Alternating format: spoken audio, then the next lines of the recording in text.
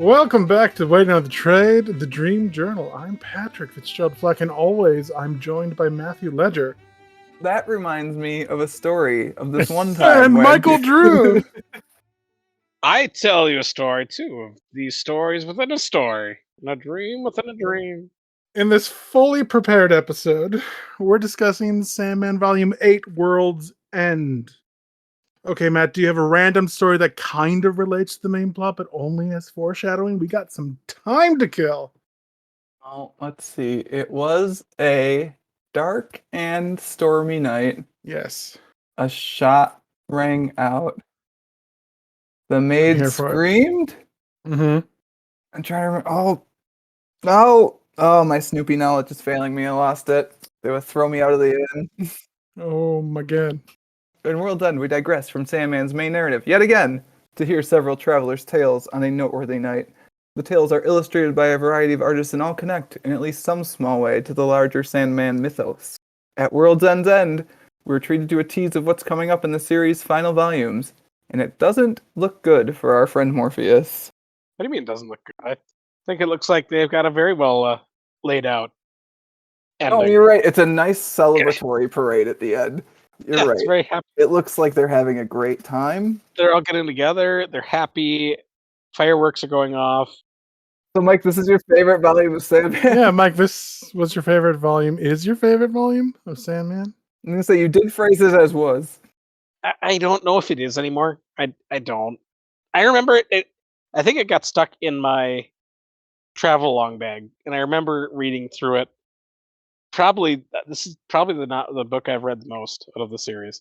It's not a bad one to have stuck in your travel along bag, if you're going to have one. It's kind of easy to just get sucked in and just to read like a single story, like the story about the guy in the city. It's a pretty crazy story. And I don't know. There's a lot in it without there being a lot in it. You know what I mean. Of course you know what I mean. I'm trying to decide which of my two questions we should start with and which one I should assign to Mike. Wow, just out him right away, my God. Wait a minute. I thought of these questions. They're my questions. The original questions. They're the greatest questions. They're the greatest questions. The greatest questions.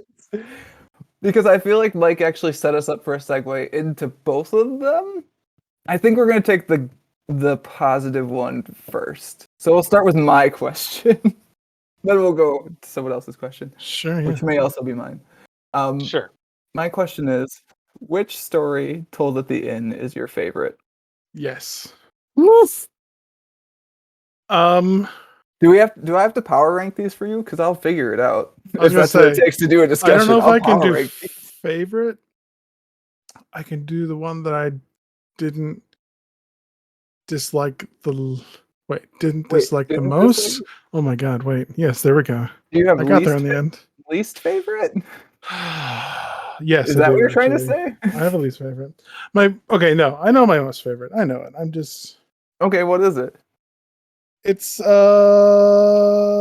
for it. I'm gonna flip to the title page. I know what it is. What it is. It's random. Flip this one. No, I was doing an impression of you, Pat. I don't know what your favorite story is. Wow, I feel I don't even know what to feel right now. I would guess that if you liked the art better, it would be the Cerements one. Yeah, or however you pronounce that word. We did it right. We're podcasters. We always pronounce things correctly. First time. Yeah, that's my favorite one, just because the world building in that. Called it. It was like it's got shit about how the endless work. Pat likes that one. Well, I mean that, and I just like the idea of Necropolis. That's a city that has its own like ancient steeped history and traditions.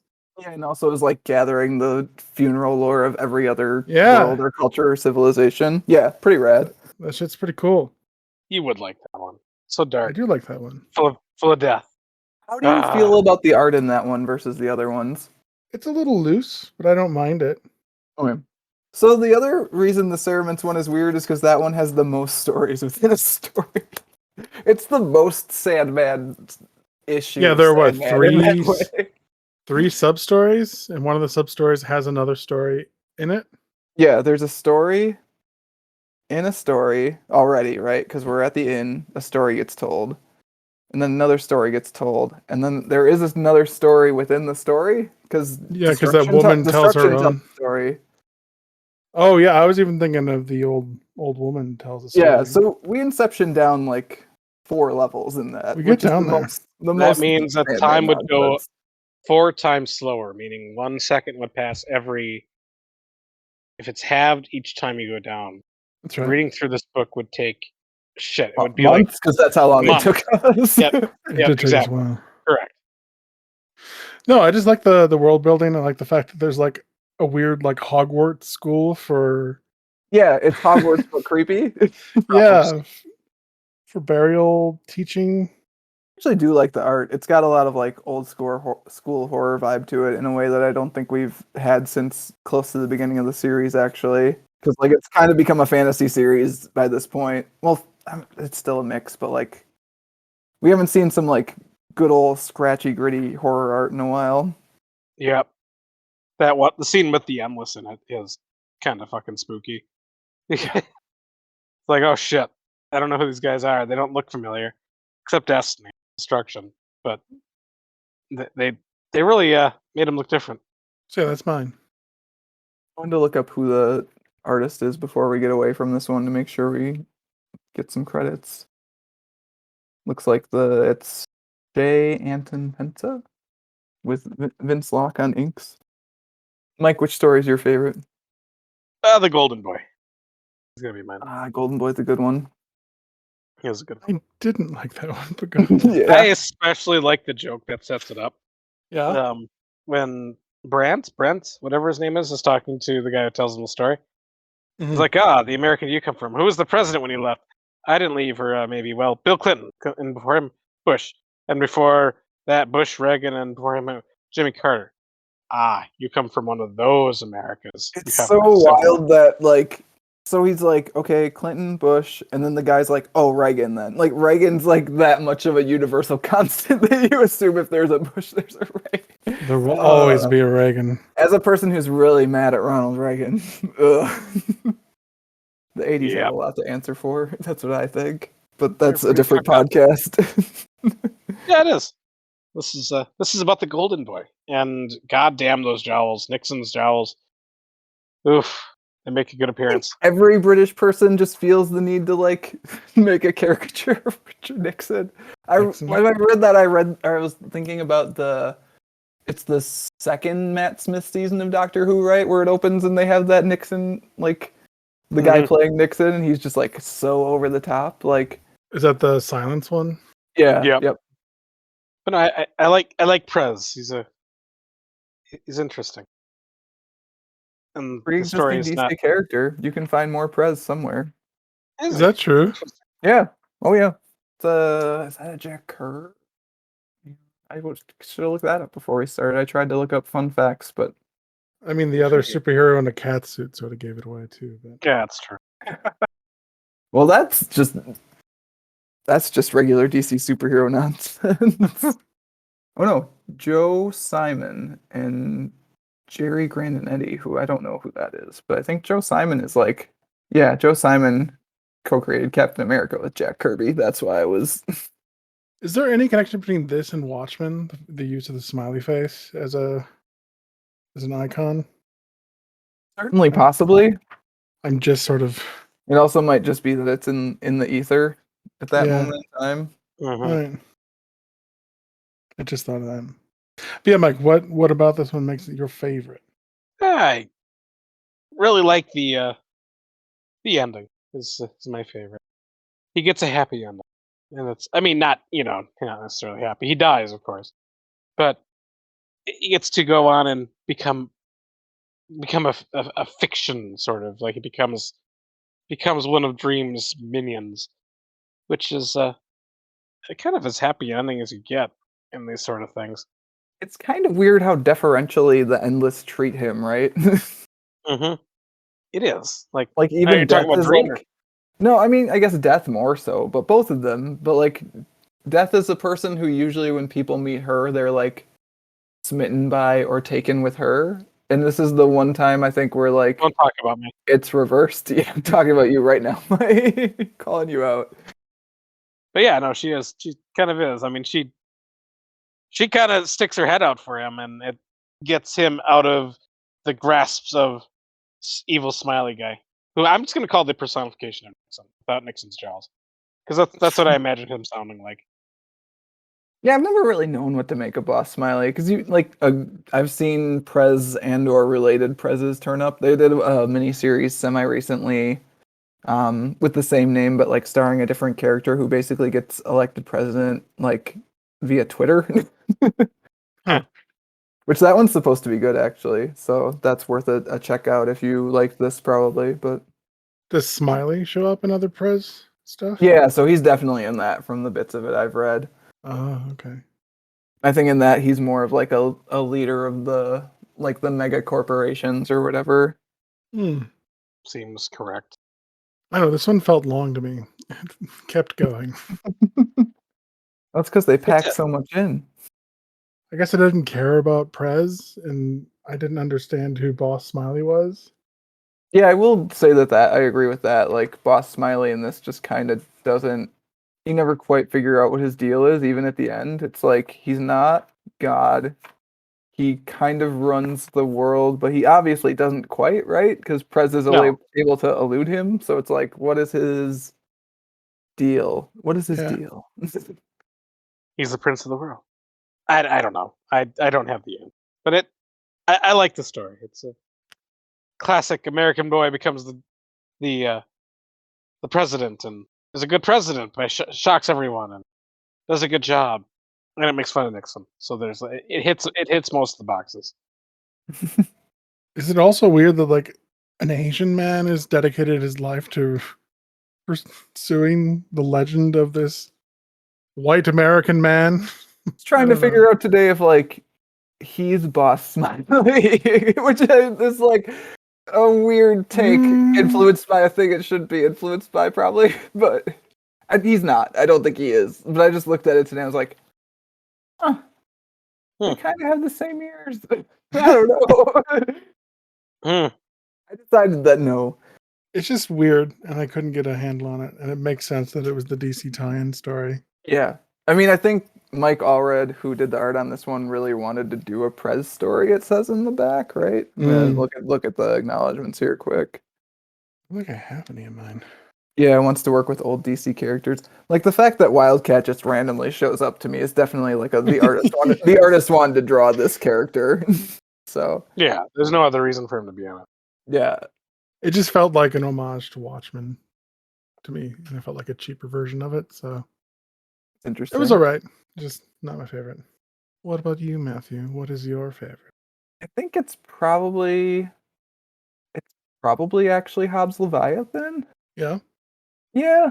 Like I liked Ceraments. I think I agree with you about the Prez one in that it just kind of goes for a while. Like I actually do like that story, but I think there's not it kind of is just there for part of it. Mm-hmm. But like Hobbs Leviathan to me, that's another one that's got stories and stories. That one I think only goes 3 levels deep though. Yeah. Which one is the Leviathan one? That's That's the Jim's The sailor story. story. Yeah. the one with the giant floating dick. I mean, yeah, that double page spread's so good. It is. It's a very good spread. And I like Hob. And I don't know, I like hidden identity stories too. And there's like 3 people with hidden identities in that story. Yeah, for sure. I do like how it starts. We're like, wait, is this just Treasure Moby Island?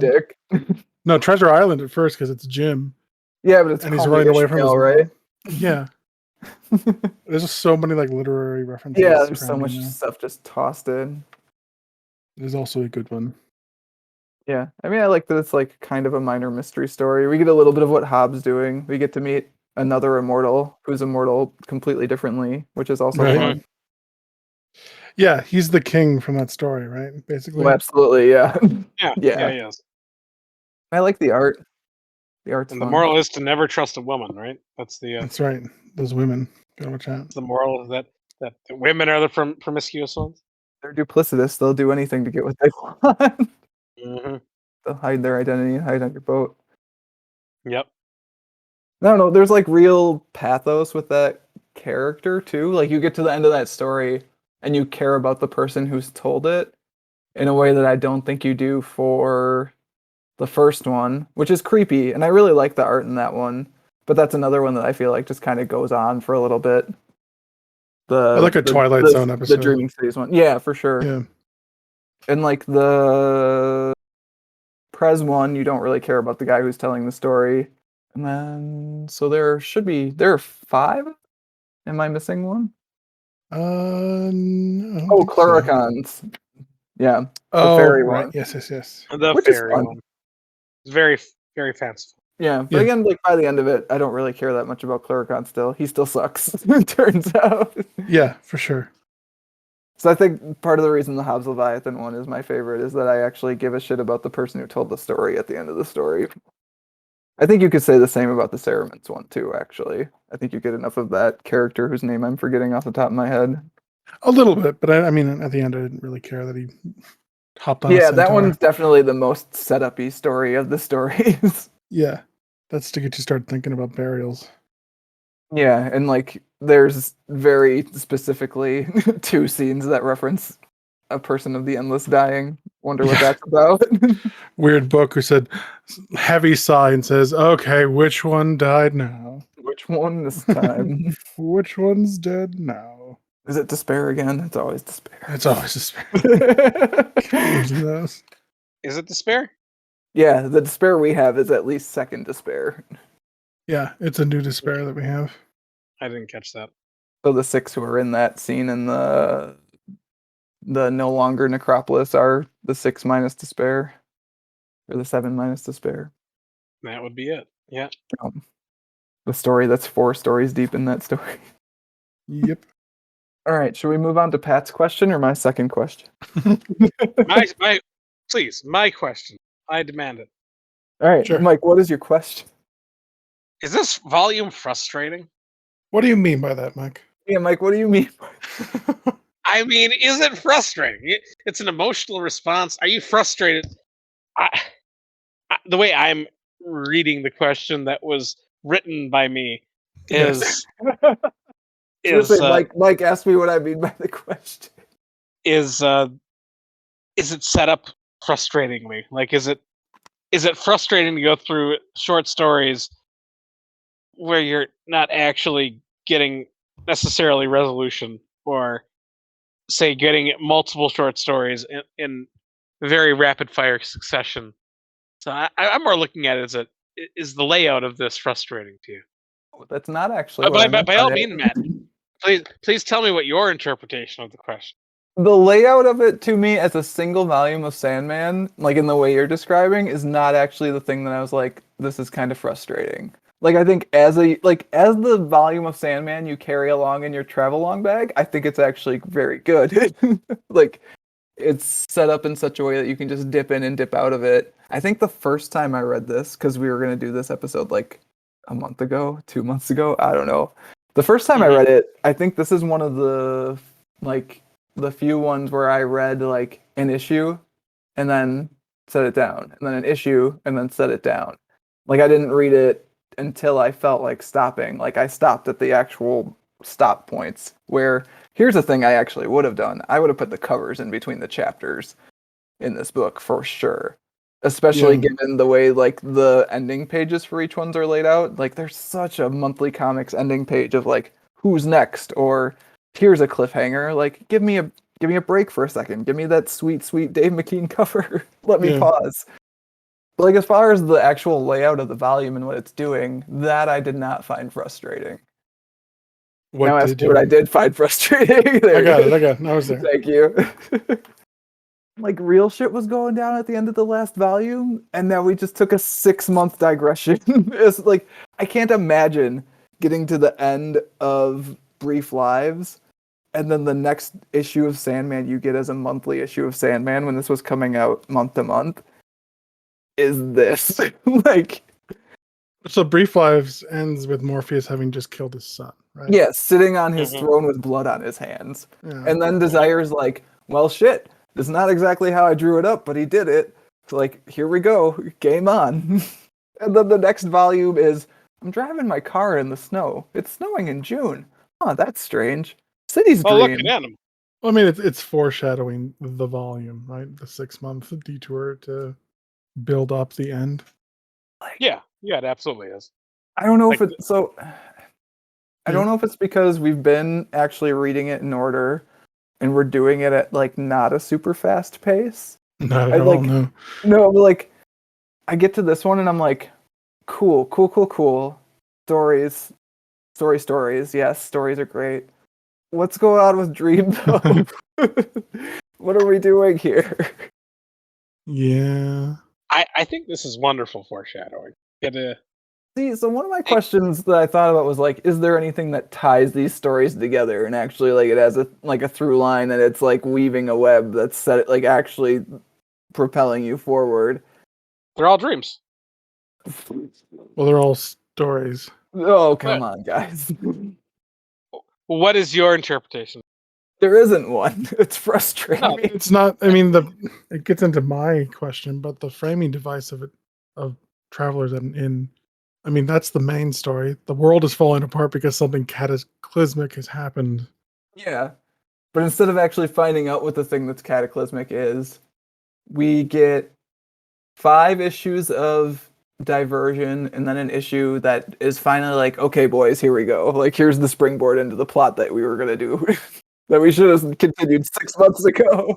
we get at least 3 scenes with Daddy Centaur guy. The funniest panel in this book is by far the panel where the mortuary apprentice guy climbs on the centaur and then runs off. Because the middle panel of so it's 6 panels, right? 2, 3 panel column. Yep. No, rows. 2, 3 panel rows. And the bottom middle panel is just the centaur like slightly tilted to the right. And then the apprentice slightly tilted to the left, and it's just like drawn so awkwardly to try to fit both of them in the panel. And like also, artists don't like to draw horses, and you sure can tell here. Yep. It's just the goofiest looking thing. I cracked up every single time I got to that page. Stupid boy. Man, Chiron's cool. Daddy Centaur is Daddy Centaur though. Did you guys feel the same way at all? I guess like did you get to this volume and you were like, okay, neat, but why? Yes, I do feel your frustration. I too want satisfaction. I demand the ending. Basically, at this point, it feels like that's where we're at. Part of the reason I asked too is I don't remember feeling this way about this volume before, so I wonder if it is just the fact that our reread has been spaced out so long at this point by circumstances and time and whatever that like I'm growing impatient. I don't know. It's weird. Sure. I think it is excellent foreshadowing. I think this book is probably I think this is probably the peak example in the English literature pantheon of how to foreshadow events. I would say the last 2 issues are good foreshadowing. I mean, yes, but you also you do get bits and pieces of him earlier, and there's the constant theme of a storm, which is change. That's going on through the whole thing. So you're kind of yes, he does force you to sit down and read what amounts to nonsense for 5 issues. But it is also it's forcing you to slow down and kind of digest where you're at in the story, because foreshadowing, you can't be heavy-handed with it, and I think putting bits and pieces in it makes you kind of it forces you to focus more on when he is in it. So I think my point is that he uses dreams sparingly here because he knows that the next 2 volumes are going to be nothing but focused on him, and I don't know. He wants to show that there's other people out there that will be experiencing effects from what is coming. So I don't know. I like this volume. I think it's either my favorite or second favorite out of the books, and I don't know if I'm making any sense here, but I think that's No, you why I made totally it. are. I think that's a fair perspective. Like I get where you're coming from, and I think maybe on a different reread, I would even agree with you. Like I do mostly. I don't know. I don't find it like throw it across the room frustrating or anything. Like the stories are No, still yeah. enjoyable. They still have great art. They're still good stories. Like that's like the quality is not low. No, It's just like no, sir. a minor annoyance that I don't feel like I've felt reading this volume before, which I think I've done at least twice. So I do agree that there was some. I experienced frustration trying to follow along with all the stories within stories. I did. I have a hard time with that, man.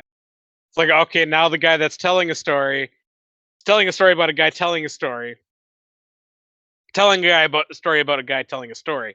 So now we're 3 stories deep, and what the fuck are we doing here? yeah, I'm so lost. I That heard you that like that kind of got stories. me. It's like I Talk didn't about sign up for story and Inception here. story. If I wanted to watch Inception, I'd argue about whether everyone's awake or not. maybe there's something in there about like what an interconnected mess life is. I don't know.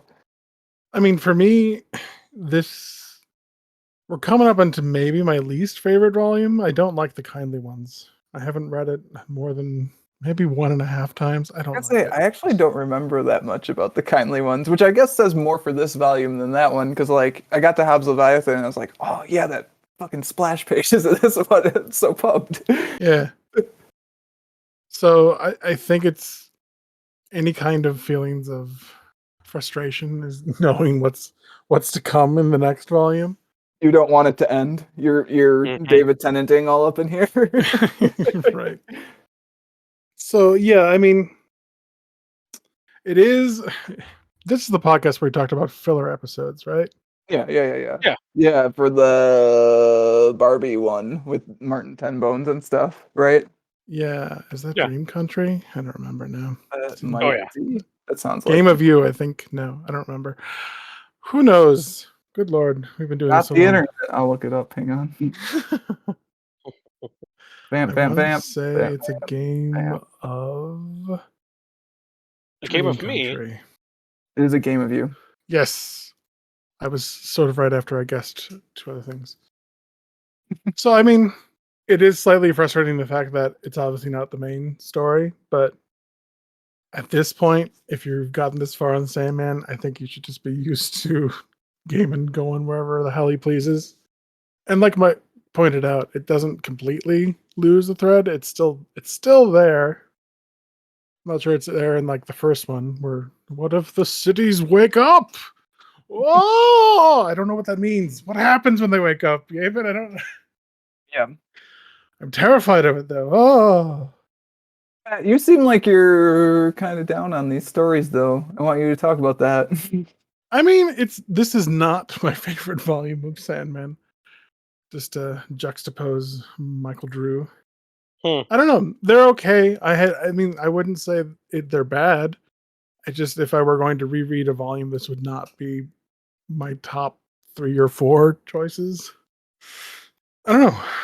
The only one, like I said, I think the only story, other than maybe like the framing device, like the main in story, is the Cerements story, just because the world building that it does. The other ones are just weird. So you're saying that you only like the stories that advance the main plot.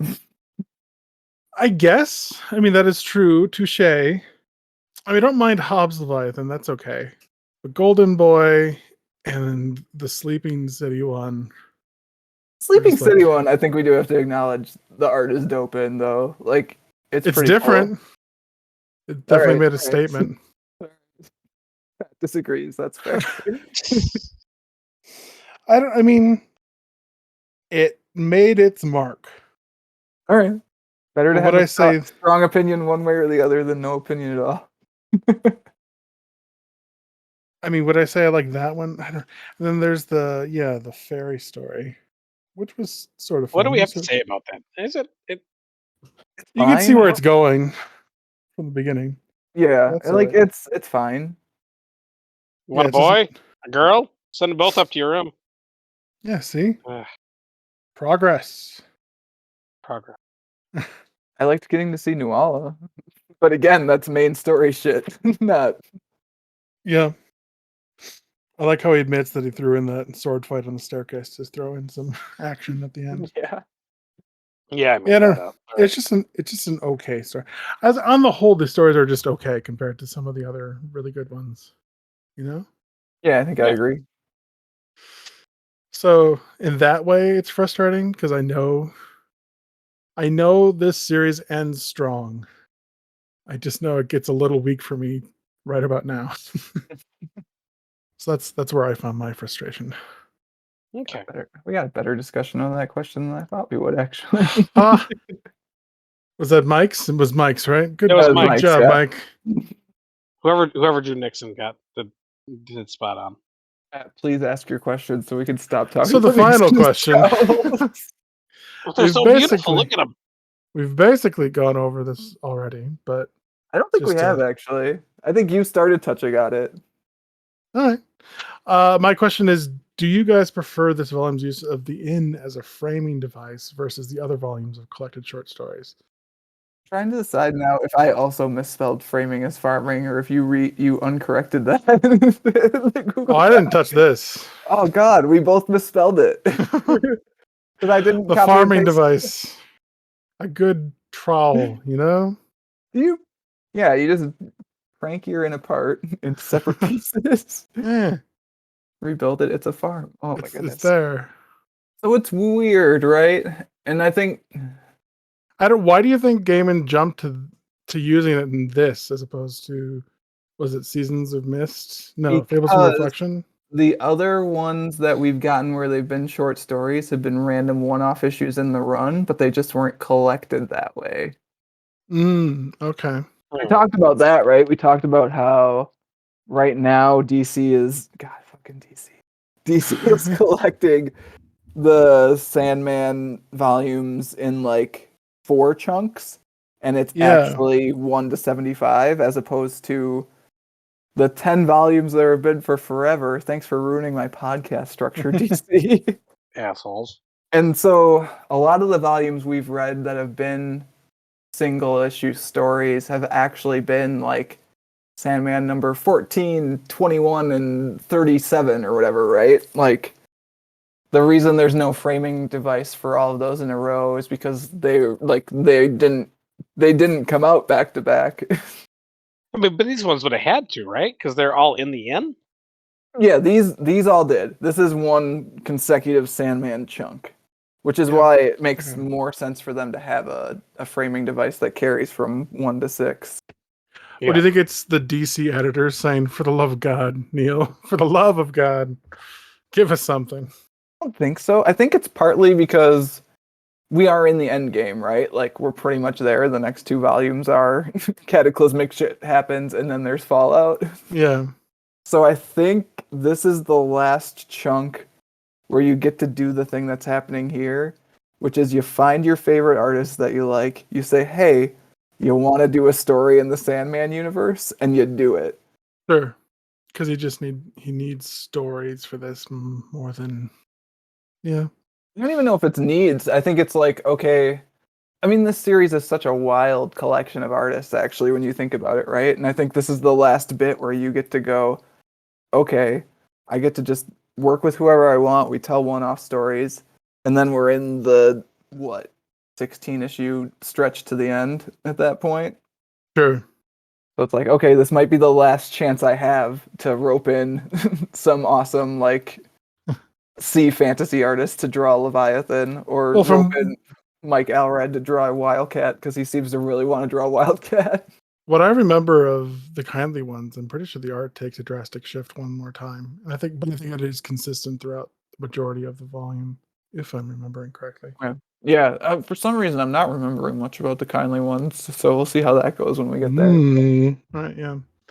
Uh, so yeah, which do you prefer then? Do you like the scattershot one-offs just thrown at you, or do you like some ease in, ease out of a framing of people telling stories? Kind of just a different thing, right?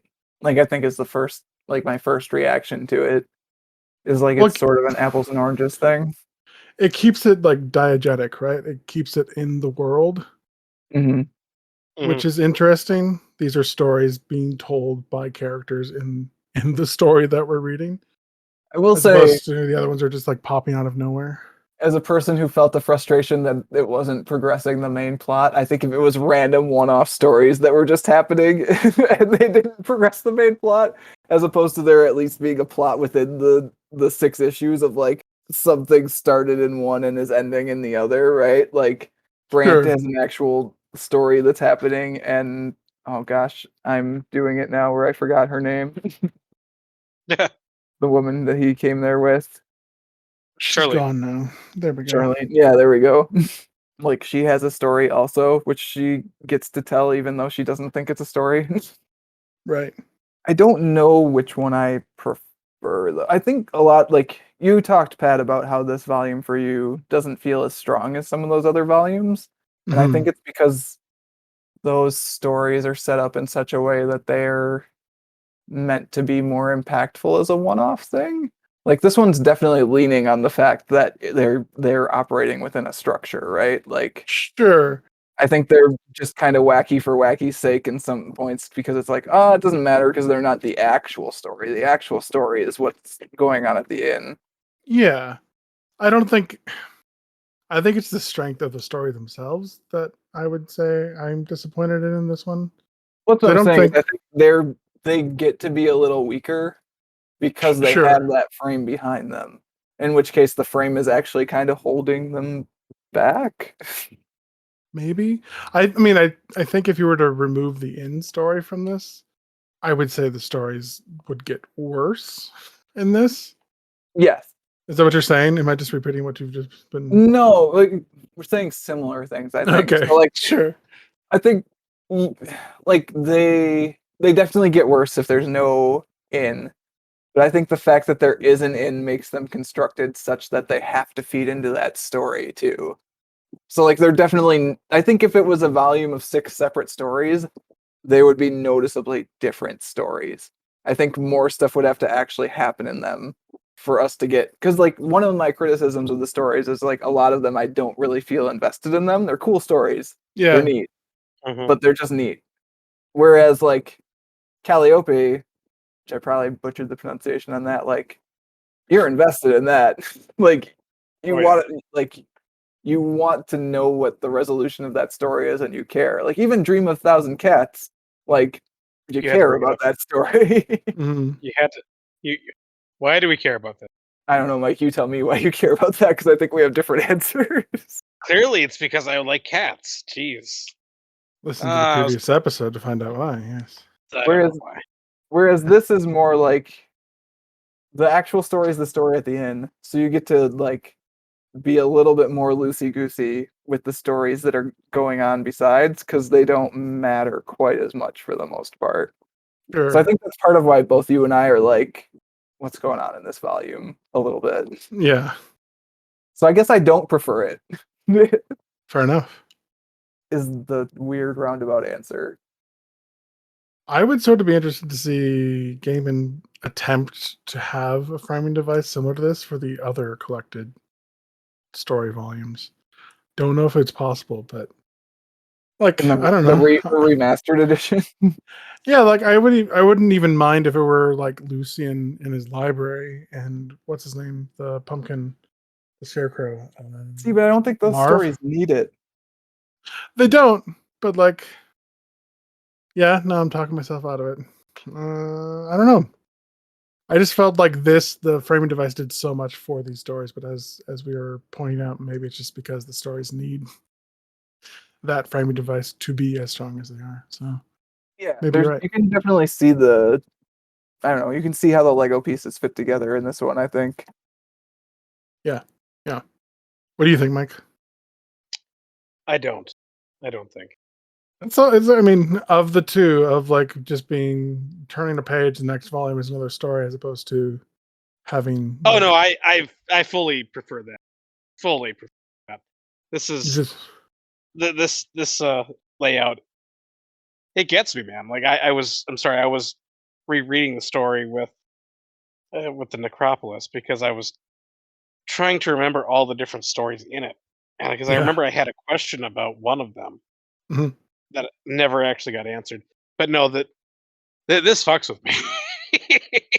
Like, give me a Wonder Woman comic where, all right, there's the end of the story. Now we're going on to the next book.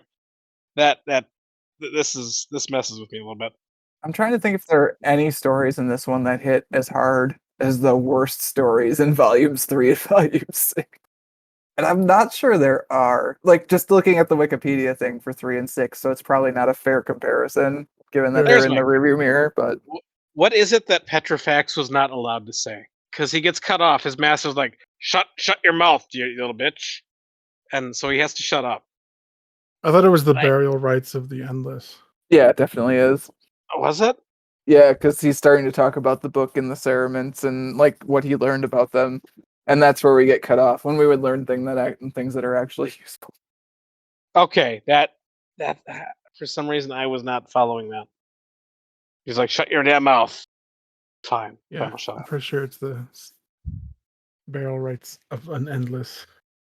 Yeah, from what Well, I can that would be remember of volumes 3 and 6, which were the other ones that had like collections of short stories in them, like the worst story in those volumes is better than the best story in these volumes, which I think might be contentious. Don't hold me to that. It could change my mind. But I think you're right. I don't pick out any of these necessarily as being particularly like maybe Hobbes Leviathan is emotional and kind of touching, but the other I don't really give a shit about Facade that. is just so fucking good. And this guy who gets lost in the city, that's me. That's me every goddamn day. I go out like going to I'm Chicago. Oh shit, I've been lost here for months. Yeah, get over it, dude. we're stacking these up against the Emperor of the United States. No. The No. Thermidor, which you Thermidor's couldn't not great, but I liked Thermidor, but Oh, yeah? more than I think I like these. Emperor of the United Um, States is buying away. The Hunt Hunt. was I good. can take or leave the Hunt. Do you think I you like like the Hunt better than I I like did? the Hunt Yeah. more than Thermidor. Yeah. Yeah. Soft August was great. Places. Soft Places. What is Soft Places? That's the Marco Polo in the desert one. That's not great either. Yeah, I mean that one's like that's the one where I think you could try to make an argument for. I think that's on par with Tale of Two Cities. Yeah. Similar in story as well. Hmm. But yeah, I mean, I- I enjoy the framing device in this, but yeah, I don't know if it would benefit the other volumes. I would like to see him try though. I think he would do interesting things. How do you like that? The end is him telling all this to someone else at another end. Yeah, the whole story was in fact a story. Story Got of you him good. telling. Yep. We kind of We knew were- that from the start. We were 2 levels down the whole The whole time. time, yeah. Oh yeah, actually, so was it 5 at that point when Destruction's telling a story? That Oh, yeah. top I remember. is still spinning, my friend. My God. It is. I think it's still only 4, actually. Someone else can do the math. This isn't a podcast for people who do math. Certainly not. Here's my real issue. So he's in Mhm. Chicago, right? Yep. She tells him to drive safely. The fuck? Wow. That's funny. A, he's not driving. B, if he's driving, he's not doing it safely. Especially not after drinking through that whole goddamn story. Well, they're driving to Chicago, right? I don't remember They're where they're driving- driving from. Yeah. From New Orleans, I think. Mm. I'm excited for the next one. I really think I'm ready for it. I have a sense of I hope I'm foreboding. ready for it. You have a sense of foreboding. You think something's bad's gonna happen? I don't know why. The blood red moon puts me in the mood. Yeah. It's a good sign, right? Yeah, I'm sure. That is a very cool set of pages, by the way. We should probably mention that before we It go is. off. The It set is of a double really- page spreads. The procession. Yeah. Yeah, It's Like, cool you- that you get to see all the characters show up again. yeah. It's like It doesn't really Some leave stuff. any.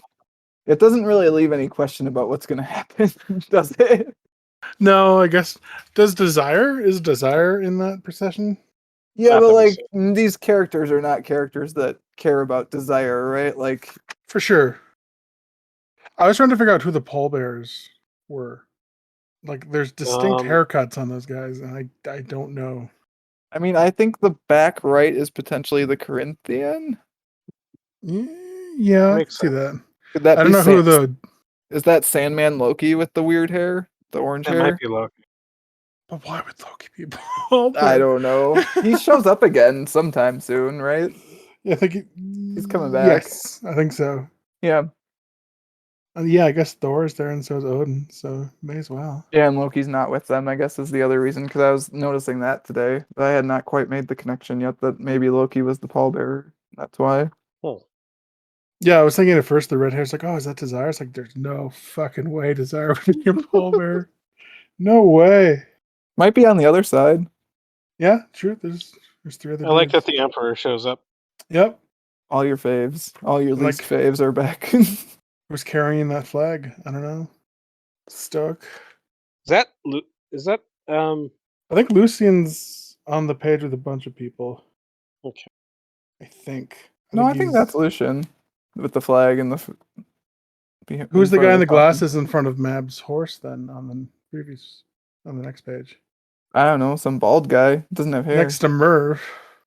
I would think that would be Lucian, but maybe I'm wrong. It's Martian Manhunter. Oh, there it is. That's actually Dr. Hugo Strange. Actually, might be. But yeah, lots of things to pique your interest. Seriously, about what's those going 3 on. panels of death at the end are just sad. Like you're like, something shitty's coming. And so it Ah. is. But Daddy Centaur. And it's your responsibility to end the podcast. This isn't my show. Oh, I think that'll I'm do giving it. you what I got. Join us next time when we talk about Volume 9, the penultimate volume, The Kindly Ones.